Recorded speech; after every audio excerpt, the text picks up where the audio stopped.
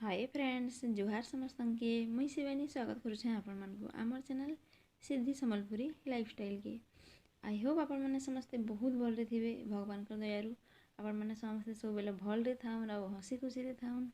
आ आमे भी भलरे अछु। आ आज का महीने की राशि छे आलू गोभी रो सब्जी बनामा तरकारी आलू गोभी रो बिल्कुल ढाबा स्टाइल रे बनामा सुखी सब्जी। तो चलन फिर वीडियो इनु स्टार्ट करमा। एटा मुई नै छे फूलकोबी नै छे आधा केजी बेगी नहीं छे बिल्कुल ताजा और फ्रेश फूलकोबी तार संगे में दुईटा मीडियम साइज रो आलू के नीचे गिरी इटा काटी दे छे देखुन। तार संगे में नहीं छे इटा अदा लहसुन पेस्ट 2 चम्मच आउ तार संगे नहीं छे मैं गोटे मीडियम साइज रो गोटे प्याज काटी नहीं छे इटा आउ तार संगे नहीं छे इटा मैं दुईटा टमाटर आउ ये मिर्चा नहीं थिली इटा तार संगे पीसे करी आउ इटा देखुन धनिया पत्तर बिल्कुल ताजा और फ्रेश जेनटा कि मोर किचन गार्डन मुई आनी थिली देखुन ये सब नहीं छे मुई आ चलुन फिर जिमा किचन के स्टार्ट करमा बनाबर। इटा देखुन मुई इटा कोबी के पहला तेल रे सरसों तेल रे इटा के भाजी देमा तेलटा इटा गरम हो गला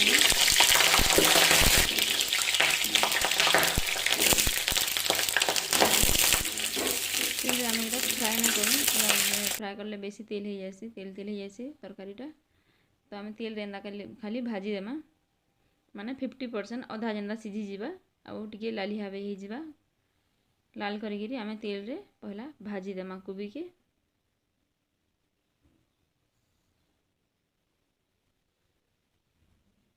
आ सरसों तेल रे बनाले बहुत बढ़िया बनसी बहुत टेस्टी बनसी बिल्कुल ढाबा स्टाइल रे बनामा गोभी आलू मसाला। देखुन आमर कोबीटा लालिया हो गलान आउ अधा सिझी गलान 50% माने इन सिझी जाइए कोबी के यहाँ आम काढ़ी देमा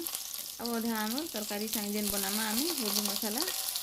से संगे सिझी जावा आ बाकी तेल मुईटा आलू दे देछे देखुन जेन आलू काटी के रखी आ आलू के भी यहाँ भाजी देमा आलू के मुईटा आलू टिके टाइम लागसी कोबीटा टिके जल्दी सिझी जाइए आलू टिके टाइम लागसी तो मुझे ढापी के सिझे थी मैंने भाजी थी देखुन आलूटा भी आम अधा सिझी गलान यहाँ आलू के भी आम काढ़ी देमा आ से कढ़ई रे मुई आउ टिके बाकी तेल नहीं थी तेल गरम हो गला जीरा आलू तेजपत्ता जीरा देकर प्याज के देना मैं प्याज काटी के रखी प्याज के भी आम बिल्कुल लाल होगा तो भाजी यहाँ आ प्याज टी लाल हो गले हल्दी गुंटी के मिर्चा गुंटी के दे देमा इनु आ भल से यहाँ मसला के आमर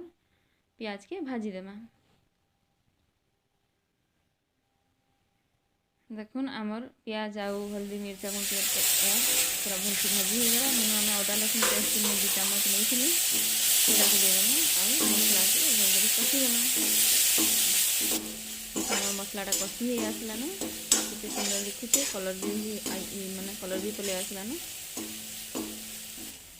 आउ यहाँ दे देनी आउ जीरा आउ धनिया पाउडर टिके 1 चम्मच बागी से संगे भाजी देमा आ तारपर से भाजी हो गले मुझे टमाटर 2टा पीस के रखी थी टमाटो प्यूरी सेटा के देकरी मसलाटा आम यहाँ भल से कषी देमा देखुन आम मसलाटा कषी हो आसलान मुझे 2-3 मिनिट तो माने हाई फ्लेम रे इटा कषी थी आम मसला देखुन बिल्कुल कषी हो आसलान मसला केड़े सुंदर दिखुचे कलरफुल दिशुचे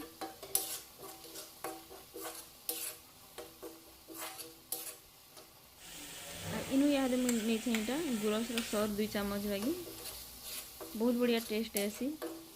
तो से लगी मुझे प्रायतः यूज करसी गुरस सर हो कि क्रीम हो ऊपर जेन सरटा ना किसी कि सब्जी मान तरकारी मान देदेव बहुत बढ़िया टेस्टी लगती। देखुन आम मसलाटा पूरा कषी हो गलान से आम कोबी आलू जेन सतली के रखी थी भाजी करी तेल ना सेटा के देकर यहाँ मसला संगे पूरा कषी देमा भल से हाई फ्लेम रे 2 मिनिट तक कषबार के देमा कषी हो जेनता पूरा मसला संगे आ यहाँ दे आम देदेमा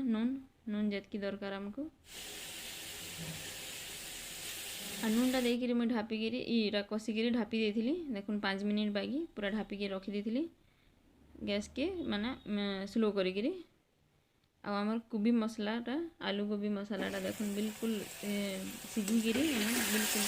रेडी हो गलान कलर भी कितने बढ़िया आसूसी तेल रे हल्दी गुण और मिर्चा गुटा देदेव बोले कलर बहुत बढ़िया आसी तरकारी देखुन बिल्कुल परफेक्ट बिना पैन पुना बिल्कुल नहीं लगे इन